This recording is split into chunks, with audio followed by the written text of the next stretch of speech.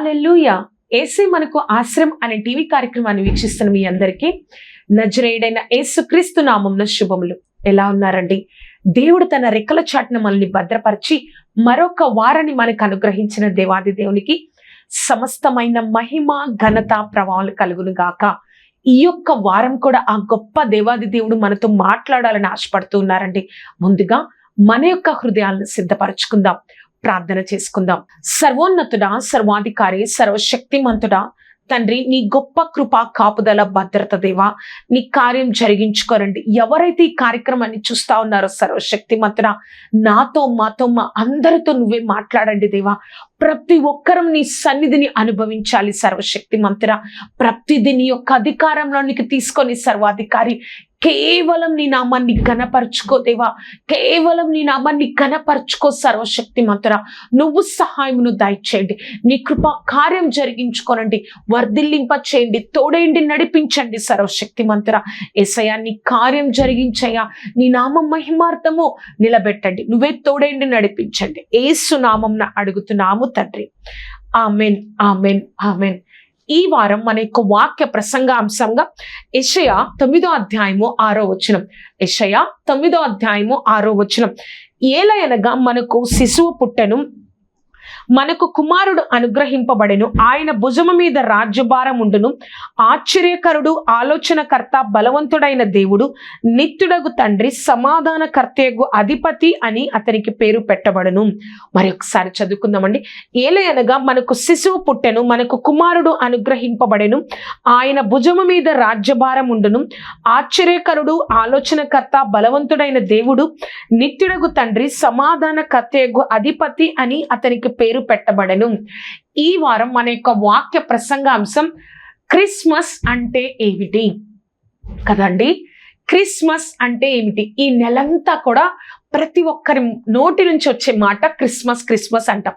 అసలు క్రిస్మస్ అనగానే మనకేం గుర్తొస్తుంది? క్రిస్మస్ అంటే ఏంటి అని ఎవరిని అడిగితే ఏం చెప్తారు? అంతా కూడా లైట్స్ పెడతారు అని చెప్తారు. కొంతమంది వారి ఇంటిని అలంకరించుకుంటారు స్టార్స్ తో, క్రిస్మస్ తాతను పెట్టి, లేకపోతే క్రిస్మస్ ట్రీని పెట్టి. అదే కదా చాలా మందికి తెలిసిన క్రిస్మస్ అంటే కదా. మనం క్రిస్మస్ అనగానే చాలా సంతోషిస్తాం, చాలా ఆనందిస్తాం, మన ఇంటిని చాలా డెకరేట్ చేసుకుంటాం, చాలా సంతోషిస్తాం, మన చర్చ్ని అంతా సంతోషిస్తాం. కానీ దేవుడు ఈరోజు మనతో, నీతో, నాతో చెప్తున్నారు, అసలు క్రిస్మస్ అంటే ఏంటి? క్రిస్మస్ అంటే క్రైస్ట్ మాస్, అంటే దేవుణ్ణి ఆరాధించడం. క్రిస్మస్ అంటే ఆ యొక్క గొప్ప దేవాది దేవుడు నీకు నాకు రక్షణను, సమాధానాన్ని, సంతోషాన్ని ఇవ్వడం కోసం ఈ లోకానికి వచ్చిన రోజే క్రిస్మస్. అంతేకాదు, ఆ ఇమ్మానుయేలు అయిన దేవుడు మనకు తోడుగా ఉండడం కోసం ఈ రోజు ఈ లోకానికి వచ్చిన దినమే క్రిస్మస్ అంటే కదా అండి. అసలు క్రిస్మస్ అంటే దేవుణ్ణి ఆరాధించడం, ఆయన నీ కోసం నిన్ను రక్షించడం కోసం, నీ జీవితంలో సంతోషాన్ని ఇవ్వడం కోసం, నీ జీవితంలో ఒక సమాధానాన్ని, ఒక గొప్ప ఆశీర్వాదాన్ని ఇవ్వడం కోసం దేవుడు నీ కోసం ఈ లోకానికి వచ్చిన రోజే క్రిస్మస్. అంటే మనము దేవుణ్ణి ఆరాధించాలి. దానికోసం ఆ యొక్క పుట్టిన శిశువు ఎటువంటి వాడు అంటే యెషయా 9వ అధ్యాయము 6వ వచనంలో, ఏలయనగా మనకు శిశువు పుట్టెను, మనకు కుమారుడు అనుగ్రహింపబడెను, ఆయన భుజము మీద రాజ్యభారం ఉండును, ఆశ్చర్యకరుడు, ఆలోచనకర్త, బలవంతుడైన దేవుడు, నిత్యుడగు తండ్రి, సమాధానకర్తయగు అధిపతి అని అతనికి పేరు పెట్టబడును కదా అండి. మనకు శిశువు పుట్టెను, మనకు కుమారుడు అనుగ్రహించబడెను. దేవుడు మన కోసం, నా కోసం ఈ లోకానికి వచ్చిన రోజే క్రిస్మస్. క్రిస్మస్ అంటే దేవుణ్ణి ఆరాధించడం. అసలు ఎవరు దేవుణ్ణి ఆరాధించాలి? గొప్పవారు మాత్రమేనా, లేకపోతే పేదలు మాత్రమేనా? ఎవరు దేవుణ్ణి ఆరాధించారు? క్రిస్మస్, ఆ యొక్క మొట్టమొదటి క్రిస్మస్ అప్పుడు 2025 సంవత్సరాల క్రితం మొట్టమొదటి క్రిస్మస్ అప్పుడు ఎవరు దేవుణ్ణి ఆరాధించారో 3 విషయాలలో మనం ఈ రోజు నేర్చుకుందాం. మన యొక్క వాక్య ప్రసంగ అంశము క్రిస్మస్ అంటే ఏమిటి? మొట్టమొదటిగా, విలువ లేని మనకు విలువ ఇచ్చేదే క్రిస్మస్. నమ్ముతున్నావా? విలువ లేదు మనకి ఈ లోకంలో. ఎవరు మనకు విలువివ్వరు. మనల్ని చూచినప్పుడు మనకి ఒక మనం ఒక పదవిలో ఉన్నప్పుడు, మనకు డబ్బు ఉన్నప్పుడు అందరూ విలువిస్తారేమో. ఆ డబ్బు పోయినప్పుడు, ఆ యొక్క పదవి పోయినప్పుడు, ఆ యొక్క పొజిషన్ నుంచి నువ్వు పక్కకు తప్పుకున్నప్పుడు, ఆ పొజిషన్ నుంచి రిటైర్డ్ అయినప్పుడు నీకు ఆ విలువ ఉండదు.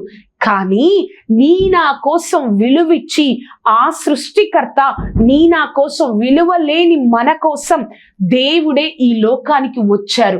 అదే క్రిస్మస్ అంటే.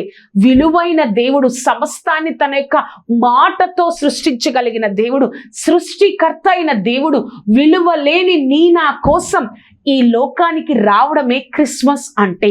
ఆ క్రిస్మస్ని నువ్వు ఆ యొక్క విషయాన్ని జ్ఞాపకం చేసుకొని, అయ్యో నా పాపాల నుంచి దూరం అవ్వడం నాకు అసాధ్యమైన విషయం, నా పాపాల నుంచి నేను దూరం అవ్వకూడదు, నాకు దేవుడికి ఏదైతే ఆ పాపం అనేది అడ్డుగా ఉందో ఆ పాపాన్ని తీసివేయడం కోసం దేవుడు, నాకు విలువ లేని పాపంలో ఉన్న నా కోసం దేవుడు వచ్చాడు అని తెలుసుకోవడమే క్రిస్మస్ అంటే. ఈ విషయాన్ని నువ్వు నేను ఎప్పుడు కూడా మర్చిపోకూడదు. క్రిస్మస్ విలువ లేని మన కోసం ఆ విలువైన దేవుడు ఈ లోకానికి రావడమే క్రిస్మస్ అంటే. ఒక పాస్టర్ ఈ విధంగా చెప్తారండి. ఏమంటారంటే, ఈ లోకంలో నేను ఒక్కడనే ఉన్నా, ఈ లోకంలో ఈ ప్రపంచంలో నేను ఒక్కడనే ఉన్నా. ఆయన ప్రేమ ఎటువంటిదంటే, నా కోసం కూడా ఈ లోకానికి తన ప్రాణం ఇవ్వడానికి, నా పాపాల కోసం దేవుడు వస్తాడు. దేవుడు ప్రేమ అటువంటిది అని చెప్తారండి. విలువ లేని నీ నా కోసం ఆ విలువైన దేవుడు మనుష్య రూపంలో ఈ లోకానికి వచ్చినదే క్రిస్మస్ అంటే. అసలు ఏ విధంగా దేవుడు విలువ లేని వారు ఏ విధంగా దేవుని ఆరాధించారు? ఫస్ట్ పాయింట్లో ABCD చూద్దాం. చూసినట్లయితే, ఎన్నిక లేని వారి కొరకు దేవుడు వచ్చారు. నమ్ముతావా? ఎన్నిక లేని నీ నా కోసం దేవుడు వచ్చారు. లూకాసు సువార్త 2వ అధ్యాయము 8-9 వచనాలు చూద్దాం. ఆ దేశంలో కొందరు గొర్రెల కాపరులు పొలములో ఉండి రాత్రి వేళ తమ మందను కాచుకొనుచుండగా ప్రభువు దూత వారి యొద్దకు వచ్చి నిలిచెను. ప్రభువు మహిమ వారిని చుట్టూ ప్రకాశించినందున వారు మిక్కిలి భయపడిరి. అక్కడ ఎవరున్నారు? గొర్రెల కాపరులు. రాత్రిపూట గొర్రెలు కాచుకుంటా ఉన్నారు. వారికి సమాజంలో ఏమన్నా విలువ ఉంటుందా అండి? వారికి సమాజంలో ఏమన్నా ఎన్నిక ఉంటుందా? లెక్క చేస్తారా వారిని? ఎన్నిక లేని వారి కోసం అక్కడికి దూత వచ్చి వారితో ఒక మాట అంటుందండి. 10-11 వచనాలు. అయితే ఆ దూత, భయపడకుడి, ఇదిగో ప్రజలందరికీ కలగబోవు మహా సంతోషకరమైన సువార్తమానము నేను నీకు తెలియజేయుచున్నాను. ఇప్పుడు 11వ వచనం మనం అందరం శ్రద్ధగా విందామండి. దావీదు పట్టణమందు నేడు రక్షకుడు మీ కొరకు పుట్టి ఉన్నాడు, ఈయన ప్రభువైన యేసుక్రీస్తు. ఎవరి కొరకు పుట్టి ఉన్నారు? ఎన్నిక లేని మీ కొరకు దేవుడు పుట్టి ఉన్నారని ఆ దూత వచ్చి ఆ గొర్రెల కాపరులకు చెప్తుంది కదా. ఎన్నిక లేని వారి కొరకు దేవుడు వచ్చి ఉన్నారు. అది తెలుసుకోవడమే క్రిస్మస్. అయ్యో, నేను ఈ లోకంలో ఎన్నిక లేని వ్యక్తిగా ఉన్నానే అని అనుకుంటున్నావేమో.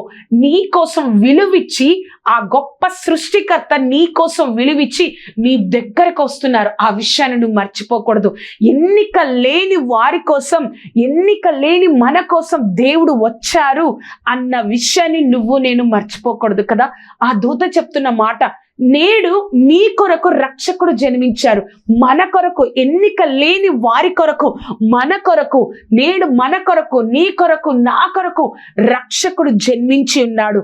ఈయనే ప్రభువు అయిన క్రీస్తు కదా అండి. అంటే క్రీస్తు అంటే అభిషక్తుడు అని అర్థం. ఎంత గొప్ప కదా అండి. మన కోసం, ఎన్నిక లేని మన కోసం దేవుడు వచ్చి ఉన్నారు. ఆ ఫస్ట్ పాయింట్లో B చూసినట్లయితే, నీ కొరకే వచ్చిన దేవుని యందు నమ్మిక ఉంచు. నమ్ముతున్నావా? ఆయన నీ కొరకే వచ్చారు. ఆ విషయాన్ని నువ్వు నమ్ముతున్నావా? గొర్రెల కాపరుల దగ్గరికి దూత వచ్చింది.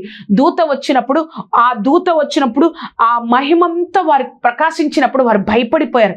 భయపడిపోయినప్పుడు ఏం జరిగిందంటే, ఆ భయపడిపోయినప్పుడు మీ కొరకు కుమారుడికి అనుగ్రహింపబడ్డారని చెప్పినప్పుడు వారు వెంటనే ఆ మాటను నమ్మారు. 2వ అధ్యాయము, లూకాసు వార్త 2వ అధ్యాయము 15-16 వచనాలు. ఆ దూతలు తమ యుద్ధ నుండి పరలోకమునకు వెళ్ళిన తరువాత ఆ గొర్రెల కాపరులు జరిగిన ఈ కార్యమును ప్రభువు మనకు తెలియజేయుచున్నాడు. మనము బెత్లెహేము వరకు వెళ్ళి చూతము రండిని ఒకరితో ఒకడు చెప్పుకొని త్వరగా వెళ్ళి మరియను యోసేపును తొట్టిలో పండుకొని ఉన్న శిశువును చూచిరి. వాళ్ళు అనుకోలా, తర్వాత చూడొచ్చులే, తర్వాత రేపు వెళ్ళొచ్చులే, ఉదయం అయిపోయిన తర్వాత వెళ్ళొచ్చులే అని అనుకోలే. వెంటనే వారు వెళ్ళి నమ్మారు. ఆ దేవదూత దేని గురించి అయితే చెప్తుందో ఆ మాటను మన కొరకు ఆ యొక్క 2వ అధ్యాయము 10 మీ కొరకు ఒక శిశువు పుట్టి ఉన్నారు, మీ కొరకు రక్షకుడు పుట్టి ఉన్నారన్న మాటను ఆ యొక్క గొర్రెల కాపరులు నమ్మి ఉన్నారు. నువ్వు నేను నమ్ముతున్నామా?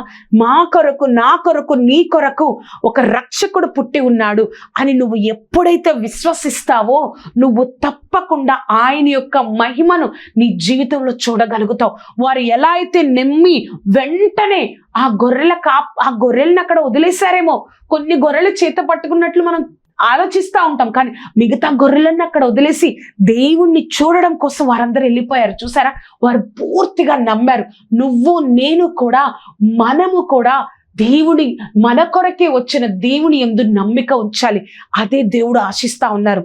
ఆ ఫస్ట్ పాయింట్లో చూస్తే నీ దేవుని గురించి ప్రచురించు. ఈ యొక్క క్రిస్మస్ కాలంలో ఎక్కడైనా చూస్తూ ఉంటాం కదా, ఏంటి చాలా మంది మీటింగ్స్ పెట్టడం, దేవుని యొక్క సువార్తను ప్రకటించడం, దేవుడి యొక్క మాటల్ని చెప్పడం, దేవుడు గురించి చెప్పడం చూస్తాం. నువ్వు నేను చేస్తున్నామా? నువ్వు నేను ఆ పని చేస్తున్నామా? దేవుడి గురించి ప్రచురిస్తున్నామా? ఆ గొర్రెల కాపరులు దేవదూత వచ్చి వారి దగ్గరికి మీ కొరకు రక్షకుడు పుట్టి ఉన్నారు అని చెప్పినప్పుడు వారు వెంటనే వెళ్ళి అక్కడ పొత్తిగుట్టలో చుట్టబడి ఉన్న మరియను యోసేపుతో పాటుగా ఆ ప్రభువైన యేసుక్రీస్తు వారిని చూశారు. చూసి ఏం చేశారో తెలుసా? లూకాసు వార్త 2వ అధ్యాయము 17-18 వచనాలు. వారు చూచి ఈ శిశువుని గురించి తమతో చెప్పబడిన మాటలు ప్రచురము చేసిరి. గొర్రెల కాపరులు తమతో చెప్పిన సంగతులను గురించి విన్న వారందరూ మిక్కిలి ఆశ్చర్యపోయారు. ఏదైతే దేవుని దూత వారితో చెప్పిందో, పరలోకం నుంచి వచ్చిన దూత వారితో చెప్పిందో ఆ మాటలన్నీ వారితో ప్రచురం చేశారు. ఆయన ఎవరో, ఏం చెప్పిందో తెలుసా దూత? ఒక్కసారి మనం చూద్దామండి. 11వ వచనం. దావీదు పట్టణమందు నేడు రక్షకుడు మీ కొరకు పుట్టి ఉన్నాడు, ఈయన ప్రభువైన యేసుక్రీస్తు. దానికిదే మీకు ఆనవాలు. ఒక శిశువు పొత్తిగుడ్డలతో చుట్టబడి ఒక తొట్టిలో పడి ఉండటం మీరు చూచెదరని చెప్పాను. వెంటనే పరలోక సమూహము ఆ దూతతో కూడా ఉండి సర్వోత్తమైన స్థలములలో దేవునికి మహిమయు ఆయనకిష్టులైన మనుషులకు భూమి మీద సమాధానము కలుగున కాక అని దేవునికి స్తోత్రం చేశాను. చూసారా, మనము దేవుని గురించి ప్రచురించాలి. ఈ యొక్క ఒక గొప్ప విషయాన్ని తెలుసుకున్నప్పుడు ఎంతమందికి చెప్తామండి, కానీ ఇంత గొప్ప రక్షకుడు గురించి నువ్వు నేను చెప్తున్నామా? భయపడిపోతాం, పరిస్థితుల్ని చూసి భయపడతాం, కానీ ఆ నిజాన్ని నువ్వు నేను చెప్పకుండా ఉండకూడదు. పరిస్థితులు కాదు, దేవుడే కాపాడతాడు, కానీ ఆ నిజాన్ని, ఆ యొక్క సువార్తని, ఆ గుడ్ న్యూస్ని మనం చెప్పకుండా ఉండకూడదు. ఆ ఫస్ట్ పాయింట్లో చూస్తే నీ కోసం వచ్చిన దేవుణ్ణి మహిమపరచు కదా. ఎవరి కోసం దేవుడు ఈ లోకానికి వచ్చారు? నీ కోసం, నా కోసమే కదా దేవుడు ఈ లోకానికి వచ్చారు. ఆ దేవుడు, ఆ వచ్చిన దేవుడి, నీ కోసం నా కోసం వచ్చిన ఈ లోకంలోనికి వచ్చిన ఆ దేవుణ్ణి మనము మహిమపరచాలి. లూకాసు వార్త 2వ అధ్యాయము 20వ వచనం. అంతటా ఆ గొర్రెల కాపరులు తమతో చెప్పబడినట్టుగా తాము విన్న వాటిని కన్న వాటిని గురించి దేవుని మహిమపరచుచు స్తోత్రము చేయుచు తిరిగి వెళ్ళిరి. ఆ గొర్రెల కాపరులు తమతో చెప్పబడిన విన్న వాటిని కన్న వాటిని, ఏదైతే ఆ దూత చెప్పడం విన్నారో, ఏదైతే కళ్ళారో చూసారో అవన్నీ చూసి దేవుణ్ణి మహిమపరిచారు. అవును, మా కొరకు లోక రక్షకుడు వచ్చారు అని దేవుణ్ణి మహిమపరిచారు. నువ్వు ఎప్పుడైనా ప్రభా నువ్వు నా కోసమే వచ్చావయ్యా, నా పాపాలు నా మీద అధికారం లేకుండా చేయడం కోసమే నువ్వు ఈ లోకానికి వచ్చావు ప్రభా అని ఎప్పుడైనా దేవుణ్ణి మహిమపరచావా? మహిమపరచు. నీ పాపము నీ మీద అధికారం లేకుండా నువ్వు ఇంత ధైర్యంగా, సంతోషంగా దేవుణ్ణి ఆరాధిస్తున్నావంటే యేసుక్రీస్తు వారి లోకానికి వచ్చి నా పాపాల కోసం చనిపోబట్టే కదా, మనల్ని రక్షణలోనికి నడిపించబట్టే కదా. ఆ విషయాన్ని నువ్వు నేను మర్చిపోకూడదు. దేవుడు మనతోనే మాట్లాడుతున్నారు. అర్థమైంది కదా అండి? అర్థమైంది కదా అండి? విలువ లేని మన కోసం విలువ ఇచ్చేదే క్రిస్మస్. విలువ లేని మనకు విలువ ఇచ్చేదే క్రిస్మస్. దానిలో ABCD చూచాం. ఎన్నిక లేని వారి కొరకు దేవుడు వచ్చారు. నీ కొరకే వచ్చిన దేవుడి యందు నమ్మిక ఉంచాలి. దేవుని గురించి మనం ప్రచురించాలి. లాస్ట్గా నీ కోసం వచ్చిన దేవుణ్ణి మహిమపరచాలి. మన యొక్క వాక్య ప్రసంగ అంశం క్రిస్మస్ అంటే ఏమిటి? రెండవదిగా మనం చూద్దామండి, నీ జ్ఞానము నిన్ను దేవుడి యొద్దకు నడిపించాలి కదా. నీ జ్ఞానం నిన్ను దేవుడి యొద్దకు నడిపించాలి. క్రిస్మస్ అనగానే మనకి ఎవరు గుర్తొస్తారు? మనం చాలా స్కిట్లో వేస్తాము, డ్రామాస్లో మనం వేస్తూ ఉంటాం. క్రిస్మస్ అనగానే జ్ఞానులు, ముగ్గురు జ్ఞానులు కనిపిస్తూ ఉంటారు. ముగ్గురు కాదండి, బైబిల్ ఎక్కడ ముగ్గురని లేదు, జ్ఞానులు అని ఉంది. జ్ఞానులు వస్తారు. వారు జ్ఞానులు ఎవరు అంటే, వారి ప్రత్యేకత ఏమిటి అంటే, ఆ జ్ఞానులు వారి యొక్క ప్రాంతంలో, వారి యొక్క సమాజంలో చాలా విలువ కలిగిన వారు. అంతేకాకుండా వారు నక్షత్రాల మీద పరిశోధన చేస్తారు. అంతేకాకుండా వారికి తెలుసు, ఒక ఆకాశంలో ఒక ప్రత్యేకమైన ఒక నక్షత్రం కనిపించిందంటే ఈ భూలోకంలో ఎక్కడో ఒక గొప్ప వ్యక్తి, ఒక రాజు పుట్టారు అని ఆ జ్ఞానులకు తెలుసు. ఆ జ్ఞానులు యేసుక్రీస్తు ప్రభువారు పుట్టినప్పుడు ఆ నక్షత్రం వారు ఆకాశంలో చూశారు కాబట్టి, వారు పరిశోధిస్తున్నారు కాబట్టి, చూశారు కాబట్టి, ఆ జ్ఞానులు, వారి జ్ఞానము వారిని దేవుని యొద్దకు నడిపించింది కదా. మనము ఈ లోకంలో ఉంటాం, ఏదో చదువుతాం, ఈ లోక జ్ఞానము దేవుని దృష్టికి వ్యర్థం కదా. అలాంటిది ఈ లోకంలో మనం చదివిన చదువుకి, జ్ఞానులు అంటే సైంటిస్టులు, దాని నెంబర్ 1 అన్నమాట. అటువంటి సైంటిస్టులే దేవుడి యొద్దకు నడిపింపబడ్డారు. మనము ఎంతో ఈ లోకంలో కొంత చదువుకున్నప్పుడు నిజంగా అన్ని రీజన్స్, లాజిక్లు మాట్లాడేస్తాం. దేవుడి కార్యాలు, దేవుడి దగ్గరికి రావడానికి అన్ని లాజిక్ మాట్లాడతాం, అంత రీజన్ అడుగుతాం. దేవుడు ఇక్కడికి వస్తే కార్యం చేస్తారా, ప్రార్థన ఆయిల్తో స్వస్థత జరుగుతుందా, ఇలాంటి రీజన్లు, ఇలాంటి కారణాలు మనం చెప్తాం. అది మన జ్ఞానం. మన జ్ఞానం ఏమవుతుందో తెలుసా? దేవుడికి దూరం అయ్యేటట్లు చేస్తుంది. అంత గొప్ప జ్ఞానవంతులు, వారి జ్ఞానము వారిని దేవుడి దగ్గరకు తీసుకొచ్చింది. నా జ్ఞానము కూడా మనల్ని దేవుడి దగ్గరకు తీసుకొచ్చేటట్లుగా నా జ్ఞానం ఉండాలి. అది అటువంటి జ్ఞానంతో మనం ఈ లోకంలో నింపబడాలి. దేవుడు అదే చెప్తున్నారు. ఎన్నో రీజన్స్, ఎన్నో లాజిక్లు నువ్వు మాట్లాడుతున్నావు, దేవుడు కార్యం చేస్తారని. ఆయన చేయలేనిది ఏదీ లేదన్న విశ్వాసంతో నువ్వు నేను ఉండాలని దేవుడు చెప్తున్నారు. ఆ సెకండ్ పాయింట్ లో చూసినట్లయితే, ఎంత జ్ఞానవంతులైనా దేవుని ఎదుట తక్కువే కదండి. ఎంతో జ్ఞానవంతులు.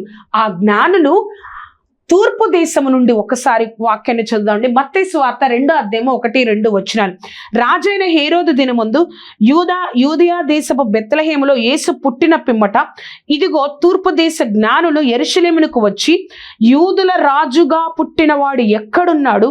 తూర్పు దిక్కున మేము ఆయన నక్షత్రము చూచి ఆయనను పూజింపవచ్చితమని చెప్పిరి. ఎంత జ్ఞానులైనా దేవుని ఎదుట తక్కువే కదా. వారు ఎంతో జ్ఞానులు ఈ లోకానుసారమైన, కానీ వారు దేవుని ఎదుట తక్కువగానే ఉన్నారు. వారు ఆ యొక్క ప్రాంతంలో జ్ఞానులుగా ఎంచబడ్డారు, కానీ దేవుడు ఆ యొక్క జ్ఞానము వారి దగ్గరకు వచ్చినప్పుడు, తూర్పు దేశపు మేము జ్ఞానులమే, కానీ ఆ యొక్క తూర్పు దేశం నుంచి మేము వచ్చాము, ఇక్కడ యూదా రాజుగా పుట్టినవాడు ఎక్కడున్నాడు, ఆయన మాకంటే గొప్పవాడు అని వారు ఆయన్ని ఒప్పుకుంటున్నారు. ఆయన యొక్క అధికారాన్ని ఒప్పుకుంటున్నారు. నువ్వు నేను చదువుతాం ఈ లోకంలో, నువ్వు నేను ఎంతగానో గొప్పగా నిలబడతాం, ఒక డిజిగ్నేషన్ వస్తుంది, ఒక గొప్ప స్థితిలోనికి వెళ్తాం. ఆ స్థితిలోనికి వెళ్ళినప్పుడు నువ్వు దేవుడి మాత్రమే నన్ను ఈ స్థితికి తీసుకొచ్చారు, దేవుడి కృప మాత్రమే, దేవుడి దానం మాత్రమే అని నువ్వు నేను ఎప్పుడైతే గుర్తు పెట్టుకుంటామో, ఎంత గొప్ప జ్ఞానులకే దేవుడు అవసరమై ఉందంటే నీకు నాకు ఎంత అవసరమో అండి దేవుడు. మనం ఈ లోకంలో ఒక శాలరీని బట్టి, ఒక స్థితిని బట్టి, ఒక డిజిగ్నేషన్ బట్టి ఉప్పొంగిపోతా ఉంటే ఎలాగ ఉంటుంది? కాబట్టి ఎంత గొప్ప జ్ఞానము నీకు నాకు ఉన్నా కూడా అది దేవుడి ఎదుట తక్కువే అని నువ్వు నేను గ్రహించాలి. ఆ సెకండ్ పాయింట్ లో చూస్తే, నువ్వు దేవుడికి విలువ ఇస్తే విలువైన వ్యక్తిగా ఉంటావు. ఈ విషయాన్ని నువ్వు నేను మర్చిపోవద్దండి. మనం ఈ లోకంలో అనేక సార్లు అనేక మంది మనకి విలువ ఇవ్వాలి. మనం ఒక ప్రాంతంలో, ఒక సంఘంలో, ఒక ఇన్స్టిట్యూషన్లో, మనం వర్క్ చేసే ప్లేస్లో ఒక విలువైన వ్యక్తిగా ఉండాలనుకుంటాం. ఆ విలువ ఒక మనిషి ఇస్తే రాదండి. ఆ విలువ నువ్వు ఆ విలువ కోసం ఎంతో ప్రయత్నాలు చేస్తే రాదు. నువ్వు దేవుడికి విలువిస్తావా, నిన్ను ఒక విలువైన వ్యక్తిగా దేవుడు ఉంచుతారు. వారు జ్ఞానులు మనం అనుకుంటా ఉంటాం, అనేకమైన స్కిట్లో కానీ, అనేకమైన డ్రామాల్లో కానీ, యేసుక్రీస్తు పుట్టిన వెంటనే జ్ఞానులు వచ్చేసారని. కానీ యేసయ్య బెత్లెహేములో పుట్టారు, కానీ జ్ఞానులు వచ్చింది యెరూషలేములో. ఆ యొక్క పరిశోధకులు చెప్తా ఉంటారండి. ఏంటి అంటే యేసుక్రీస్తు వారు 2 సంవత్సరాల వయసు అప్పుడు జ్ఞానులు యెరూషలేములోకి వచ్చి యేసుక్రీస్తుని చూశారు. 2 సంవత్సరాలు 1 సంవత్సరము వారు ఆ నక్షత్రాన్ని చూసి ఆయన గొప్పవాడు, ఆయనకు విలువ ఇవ్వాలి, మేము ఆయన్ని చూడాలి, ఆయనకు ఒక రాజు, యూదుల రాజుగా అని ఒక సృష్టిని చూసి ఆ నక్షత్రాన్ని చూసి వారు యెరూషలేముకి 2 నెలలు ప్రయాణం చేశారు, 18 నెలలు ప్రయాణం చేశారు, 24 నెలలు ప్రయాణం చేశారు. వారు దేవుడికి విలువిచ్చారు, వారు విలువైన వ్యక్తులుగా ఉన్నారు కదా. మనము కూడా మన జీవితంలో ఎంతగా ఈ లోకానుసారంగా నువ్వు హెచ్చింపబడ్డా, ఎంతగా ఈ లోకానుసారంగా ధనము కలిగి ఉన్నా, పలుకుబడి కలిగి ఉన్నా, ఎంతగా నువ్వు ఈ లోకంలో ఎంత గొప్పగా నేను ఉన్నా కూడా నువ్వు దేవుడికి విలువిస్తేనే ఈ లోకంలో నీకు విలువ ఉంటుంది అని నేను గ్రహించాలి. నేను ఈ లోకంలో నేను సంపాదించుకున్నానే అని నువ్వు అనుకుంటావేమో, ఆ విలువ వ్యర్థమైనది. కానీ నువ్వు దేవుడికి విలువిస్తావా, దేవుడు నీకు విలువిచ్చేటట్లుగా దేవుడు కార్యం చేస్తారు. ఆ సెకండ్ పాయింట్ లో సి చూసినట్లయితే, జ్ఞానము కలిగి దేవుని ఎతికిన ఎడల నీ జీవితంలో అత్యానందం కలుగుతుంది. దేవుడు ఒక మాట అంటారండి, నీ హృదయముకు జ్ఞానము కలిగిన ఎడల నా హృదయము కూడా సంతోషించును, నీ హృదయముకు జ్ఞానము కలిగిన ఎడల నా అంతరింద్రియములన్నీ సంతోషించును. సామెతల గ్రంథంలో ఉంటుంది. మనము జ్ఞానము కలిగి దేవుడు ఎవరు దేవుడు నిజమైన దేవుడు, ఎవరు నా కోసం, నా పాపాల కోసం మరణించిన దేవుడు, తిరిగి లేచిన దేవుడు, నాకు దేవుడికి మధ్యలో ఉన్న పాపాన్ని తీసివేసిన దేవుడు ఎవరు, నిజమైన దేవుడు ఎవరు అని నేను ఎప్పుడైతే జ్ఞానము కలిగి వెతుకుతామో మనం అత్యానందంలోనికి వెళ్తాం. జ్ఞానులు తూర్పు దేశం నుంచి యేసయ్య దగ్గరికి వచ్చారు, యెరూషలేముకి వచ్చారు. యెరూషలేముకి వచ్చినప్పుడు ఏం జరిగిందో తెలుసా? మత్తయి సువార్త 2వ అధ్యాయము 9-10 వచనాలు. వారు రాజు మాట విని బయలుదేరిపోవచ్చుండగా ఇదిగో తూర్పు దేశమును వారు చూచిన నక్షత్రం ఆ శిశువు ఉండిన చోటుకి మీదకి వచ్చి నిలుచు వరకు వారికి ముందుగా నడిచెను. వారు ఆ నక్షత్రము చూచి అత్యానంద భరితులై ఇంటిలోనికి వచ్చి తల్లి అయిన మరియను ఆ శిశువును చూచి సాగిలపడి ఆయనను పూజించి తమ పెట్టెలు విప్పి బంగారమును సాంబ్రాణి బోలములను ఆయనకు కానుకలుగా సమర్పించిరి. వాళ్ళకి అత్యానందం కలిగిందంట. చూసారా, మనము జ్ఞానము కలిగి దేవుణ్ణి వెతుకుతా ఉంటే అప్పుడు మన జీవితంలో అత్యానందం కలుగుతుంది. అబ్బా, ఇప్పటి వరకు నేను ఎంత వ్యర్థం చేశాను, ఇప్పటి వరకు నా జీవితాన్ని అన్న బాధ కంటే అన్న బాధ కలుగుతుంది. కానీ నువ్వు ఇప్పటికైనా ఈ గొప్ప దేవుడిని తెలుసుకున్నావు, ఇప్పటికైనా నేను ఒక కరెక్ట్ మార్గంలో నేను ఉన్నాను అన్న అత్యానందం నా జీవితంలో కలుగుతుందని దేవుడు ఈరోజు మనకి మాట్లాడుతున్నారు. కాబట్టి నీ జీవితంలో అత్యానందం కావాలంటే జ్ఞానము కలిగి దేవుణ్ణి వెతకు. సెకండ్ పాయింట్ డే చూస్తే, నీ జ్ఞానము దేవుడికి భయపడేటట్లుగా ఉండాలి. ఆ యొక్క తూర్పు దేశం నుంచి జ్ఞానులు వచ్చారు, యెరూషలేముకి వచ్చారు. యెరూషలేముకి వచ్చినప్పుడు వారు ఆ యొక్క హేరోదు దగ్గరికి వెళ్ళి యూదుల రాజుగా పుట్టిన వారు ఎక్కడున్నారు అని అడిగినప్పుడు మీరు వెళ్ళి ఆరాధించండి, నేను కూడా ఆరాధిస్తానని చెప్పినప్పుడు అక్కడ నుంచి హేరోదు నుంచి జ్ఞానులు వెళ్ళిపోతారు. యేసయ్యను చూసిన తర్వాత వారికి స్వప్నమందు దేవుడు 2వ అధ్యాయము 12వ వచనం, మత్తయి సువార్త 2వ అధ్యాయము 12వ వచనం, తర్వాత హేరోదు నొద్దకు వెళ్ళవద్దని స్వప్నమందు దేవుని చేత బోధింపబడిన వారు మరి యొక్క మార్గమున తమ దేశములకు తిరిగి వెళ్ళిరి. వారు జ్ఞానవంతులే. అయ్యో ప్రభా, నువ్వు ఇటెళ్ళమంటావేంటి, మేము జ్ఞానం కలిగిన వాళ్ళం, మాకు తెలుసు అని వారు జ్ఞానం కల్లా ఆ జ్ఞానము వారు దేవుడికి భయపడేటట్లుగా చేసింది. ఈయన స్వప్నమందు మాతో మాట్లాడారు కాబట్టి మేము వేరే మార్గమున, ఏ మార్గమున వచ్చామో ఆ మార్గమున కాదు, ఇంకా వేరేదికి కనబడకుండా వేరే మార్గమున మేము వెళ్ళిపోవాలి అని ఆ జ్ఞానము దేవుడికి భయపడేటట్లు ఉంది కదా. నా జ్ఞానము కూడా దేవుడికి భయపడేటట్లు ఉందా? ఈ కాలంలో ఇదేనండి లోటైపోతుంది క్రైస్తవుల జీవితంలో. జ్ఞానం ఉంటుంది, ఒక సంపాదన ఉంటుంది, ఒక గొప్ప స్థితి ఉంటుంది. ఆ జ్ఞానము, ఆ సంపాదన, ఆ స్టేటస్ అనేది మనం దేవుడికి భయపడేటట్లుగా మన జీవితాలు ఉండట్లేదు. నిత్యము భయము కలిగి మనం దేవుడి యందు ఉండాలండి. అదే మనకి ఈరోజు దేవుడు మాట్లాడుతున్నారు. చివరిగా మనం చూసినట్లయితే నీకు సమృద్ధి జీవితం ఇవ్వడం కోసం దేవుడు ఈ లోకానికి వచ్చారు. మనకి దేవుడు సమృద్ధి జీవం ఇవ్వడం కోసం దేవుడు ఈ లోకానికి వచ్చారు. ఆ విషయాన్ని మనం మర్చిపోకూడదు. యోహాను సువార్త 10వ అధ్యాయము 10వ వచనం, దొంగతనమును హత్యను నాశనము చేయుటకు వచ్చును గాని మరి దేనికి రాడు. గొర్రెలకు జీవము కలుగుటకు, అది సమృద్ధి కలుగుటకు నేను వచ్చితునని మీతో నిశ్చయముగా చెప్పుచున్నాను కదా. నా జీవితంలో జీవము సమృద్ధిగా ఈ లోకంలో మనము కలగాలని దేవుడు మన కోసం ఈ లోకానికి వచ్చారు. అర్థమైంది కదా అండి క్రిస్మస్ అంటే ఏమిటో. క్రిస్మస్ అంటే విలువలేని మన జీవితాల కోసం విలువిచ్చేది క్రిస్మస్ అంటే. అంతేకాకుండా నీ జ్ఞానము నిన్ను దేవుని యొద్దకు నడిపించాలి. అంతేకాకుండా నీకు సమృద్ధి జీవం ఇవ్వడం కోసం దేవుడు ఈ లోకానికి రావడమే క్రిస్మస్ అంటే కదా. ప్రార్థన చేసుకుందాం. సర్వోన్నతుడా, సర్వాధికారి, సర్వశక్తిమంతుడా, నాతో మాతో మా అందరితో మాట్లాడిన దేవా నీకు కోట్లాది కృతజ్ఞతలు. ఆశ్చర్యకరుడా, ఎన్నిక లేని మా కోసం తండ్రి నువ్వు వచ్చావయ్యా. పరిశుద్ధాత్మదేవ నీ కోసం మేము ప్రచురించడానికి మాకు సహాయంను దయచేయండి. ఆశ్చర్యకరుడా, నీ కృపలో మేము నిలబడడానికి సహాయంను దయచేయండి. సర్వశక్తిమంతుడా, నీ గొప్ప కార్యాన్ని జరిగించండి. మీ కొరకు రక్షకుడు పుట్టి ఉన్నారు, మా కొరకే నువ్వు పుట్టి ఉన్నావయ్యా ఈ లోకంలో. సర్వశక్తిమంతుడా, ఆ విషయాన్ని గ్రహించి నీ యందు నమ్మిక ఉంచడానికి మాకు సహాయంను దయచేయండి ప్రభా.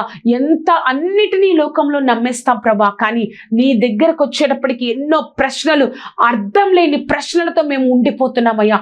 అటువంటి అవిశ్వాసాన్ని, అటువంటి ప్రశ్న పాడే ఆ హృదయాల్ని తీసివేసి పరిపూర్ణంగా నిన్ను నమ్మడానికి సర్వశక్తిమంతుడా మాకు సహాయంను దయచేయండి.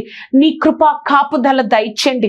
ఎలా అయితే జ్ఞానుల యొక్క జ్ఞానము వారిని నిన్ను దగ్గర వరకు నడిపించిందో, ఎక్కడో తూర్పు దేశంలో ఉన్న వారు యెరూషలేముకు రావడానికి వారి జ్ఞానము ఏ విధంగా ఉపయోగపడిందో, నువ్వు మాకు ఈ లోకంలో ఇచ్చిన జ్ఞానము, ధనము, ఆ యొక్క పలుకుబడి నీ దగ్గరికి రావడానికి మేము ఉంచడానికి సహాయమును దయచేయండి. దూరం అయిపోకూడదు దేవా. నీ కార్యం జరిగించుకోనండి, నీ నామాన్ని మహిమపరచుకోనండి. సర్వశక్తిమంతుడా, పరిశుద్ధాత్మ దేవా, నాతో మాతో మాట్లాడిన విధానాన్ని బట్టి వందన. నీ కృపా కాపుదల దయచేయండి తండ్రి. ఎవరైతే ఈ కార్యక్రమాన్ని చూస్తున్నారో, సర్వాధికారి నా కోసమే వచ్చావయ్యా, నాకు సమృద్ధి జీవం ఇవ్వడం కోసం వచ్చావయ్యా అని ఎవరైతే ప్రార్థన చేస్తున్నారో వారిని ఒక్కసారి దర్శించయ్యా. వారికి రక్షణ లేకపోతే రక్షణలోనికి నడిపించయ్యా. ఎలా అయితే వారి యొక్క జ్ఞానుల యొక్క జ్ఞానము వారిని అత్యానందంలోనికి నడిపించిందో, నిన్ను జ్ఞానము కలిగి నిన్ను వెతికి మా జీవితాల అత్యానందంతో నింపుకోవడానికి మాకు సహాయం దయచేయండి. నీ కార్యం జరిగించు దేవా. నీ నామాన్ని మహిమపరచుకోనండి. సర్వశక్తిమంతుడా, నాతో మాతో మాట్లాడి కేవలం నీ నామాన్ని ఘనపరుచుకున్న దేవాది దేవా, నీ కృపతో నింపండి దేవా. నీ నామాన్ని మహిమపరచుకోనండి, వర్ధిల్లింప చేయండి, తోడేయండి, నడిపించండి. యేసయ్యా, నీ కార్యం జరిగించండి. సర్వశక్తిమంతుడా, నీ నామాన్ని మహిమపరచుకున్నందుకు వందన. నజరేయుడైన యేసుక్రీస్తు నామమున అడిగి వేడుకొంచున్నాము తండ్రి. Amen, amen, amen. చూసారు కదండి, ఈ యొక్క కార్యక్రమం మీకు ఆశీర్వాదకరంగా ఉన్నట్లయితే మీ యొక్క స్నేహితులకు, బంధువులకు ఈ యొక్క కార్యక్రమాన్ని పరిచయం చేయండి. క్రిస్మస్ అంటే ఏమిటి? క్రీస్తుని ఆరాధించడం, మనకి సమాధానాన్ని, రక్షణని ఇవ్వడం కోసం వచ్చిన రోజు. అంతేకాదు, దేవుడు మనతో ఉండడం కోసం ఇమ్మానుయేలుగా ఈ లోకానికి వచ్చి మనల్ని రక్షించిన రోజు. కాబట్టి మనం సంతోషంతో ఆ క్రిస్మస్ని ఒక అర్థవంతంగా దేవుడితో కలిసి మనం ఆ క్రిస్మస్ని జరుపుకుందాం.